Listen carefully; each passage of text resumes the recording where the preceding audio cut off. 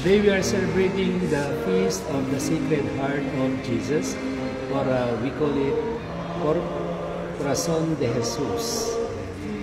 Kapag pinag-usapan ang puso, ito ay natutungkol palagi sa pag-ibig.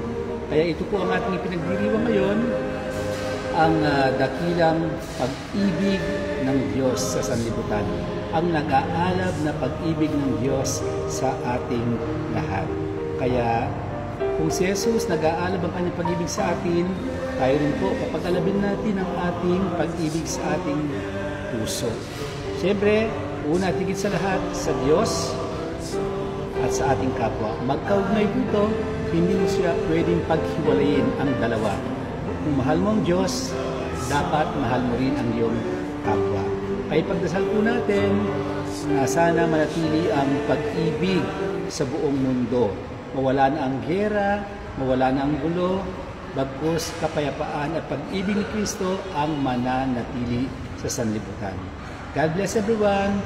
Happy Feast Day, Corazon de Jesus. I peace blessing to one and all.